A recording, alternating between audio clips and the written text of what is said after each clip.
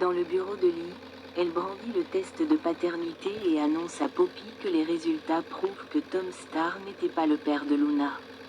Poppy est choquée que Lee ait fait un autre test. Mais Lee affirme avoir utilisé le foie de Tom et un échantillon de sang du dernier examen de Luna. Et maintenant, ses soupçons se confirment. Poppy nie savoir de quoi Lee parle. Lee demande si Poppy est surprise que Luna ne soit pas sa fille. Elle pense que Poppy le savait depuis le début, et c'est pourquoi elle a caché la vérité si longtemps. C'est un secret qui bouleverserait toute leur famille. Poppy dit que Luna a déjà falsifié les résultats, mais Lee affirme avoir fait un autre test. Et elle veut que Poppy dise le nom de la personne qui est vraiment le père de Luna. Lee dit qu'elle a toujours voulu aimer sa sœur, mais qu'elle a été une mère épouvantable et qu'elle a menti pendant toutes ces années. Pendant que Lee devenait médecin, Poppy couchait avec son mari. Elle veut que Poppy l'admette. Mais Poppy ne peut rien dire. À la maison de la falaise, Taylor est au téléphone à Malibu lorsque Brooke entre. La porte était ouverte, dit-elle, et elle a besoin de parler à Taylor. Brooke admet qu'elle n'aurait jamais dû gifler Ridge. Elle dit aussi qu'elle aurait dû savoir que Taylor se remettrait avec Ridge dès son retour en ville. Mais ce qui la blesse le plus, c'est que Taylor l'a poignardée au passage. Brooke raconte que Taylor a juré qu'elle n'avait pas besoin d'un homme, mais dès qu'une opportunité s'est présentée pour être avec Ridge, elle a sauté sur l'occasion. Taylor insiste sur le fait qu'elle n'avait rien prévu. Elle n'est revenue à Los Angeles que parce qu'elle pensait mourir.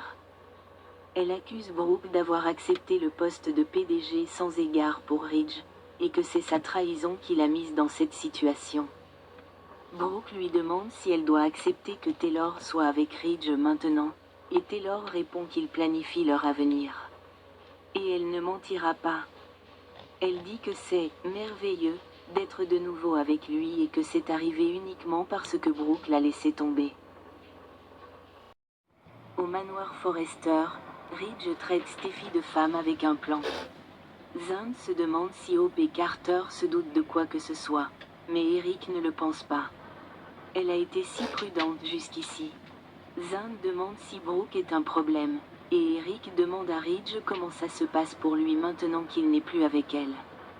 Eric dit que le rôle de Brooke est un problème pour eux tous, mais particulièrement pour Ridge. Zane demande si c'est pour ça qu'il est tellement plus facile pour Ridge d'être avec Taylor que pour Brooke. Ridge sait que c'est dur d'être avec Brooke et maintenant avec Taylor. Eric admet qu'il a passé tellement de temps avec les deux femmes qu'il les connaît si bien. Ridge répond que rien de tout cela n'a d'importance, et qu'ils doivent pour l'instant se concentrer sur Steffi et son plan. Plus tard, Ridge est au téléphone avec Justin, qui a de bonnes nouvelles pour lui. Taylor arrive et Ridge la serre fort dans ses bras. C'est exactement ce dont elle avait besoin après sa rencontre avec Brooke. Ridge est contrarié que Brooke accuse Taylor de tout, mais il n'est pas surpris. Taylor sait qu'elle souffre, mais ils conviennent tous les deux qu'elle l'a provoqué. Ridge dit qu'il n'aime pas être séparé d'elle et qu'il veut parler de la maison de plage, mais pour l'instant, il se demande si elle pourrait emménager avec lui chez Eric. Taylor adore l'idée, lui disant que l'attente en valait la peine. Chez Forrester, Hope est au téléphone et parle de « espoir pour l'avenir ». C'est un nouveau chapitre pour la ligne et quelqu'un veut l'interviewer, ce qui la rend très heureuse. Steffi entre et Hope remarque que c'est étrange de la revoir là-bas. Steffi acquiesce, mais dit que c'est là qu'elle doit être. Steffi demande si Brooke est là parce qu'elle a besoin de lui parler. Hope répond que Brooke n'est pas dans le bâtiment, et comme elle hésite, Steffi lui demande si Brooke va bien. Hope cite le départ de Ridge et sa relation avec Taylor comme raison de son mal-être.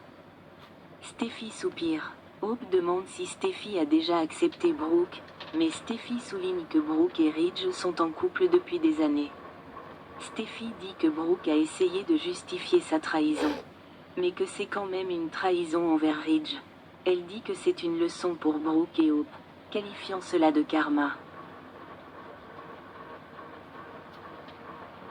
Steffi dit que le rachat de l'entreprise a été horrible pour les Forrester, mais que le bon côté des choses est que ses parents se remettent ensemble.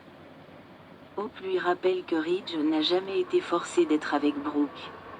Steffi admet qu'il était accro à Brooke, mais que cette addiction est terminée et que Brooke est enfin sorti de sa vie.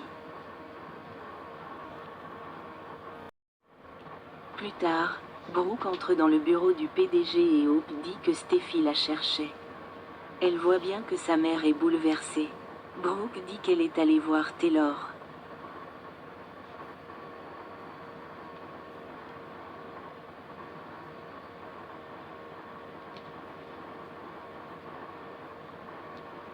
Elle n'a jamais vu Taylor aussi sûre d'elle, et elle se demande si elle a enfin perdu Ridge. Hope demande ce qui s'est passé. Brooke dit qu'elle n'arrive pas à croire à quelle vitesse Ridge et Taylor se sont mis ensemble. Elle se demande ce qu'elle représentait pour lui.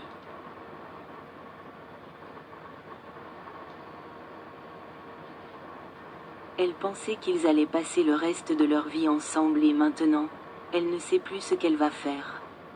Brooke regarde des photos d'elle avec Ridge sur son téléphone. Pendant ce temps, Taylor reçoit un appel professionnel et Ridge reçoit un appel de Brooke.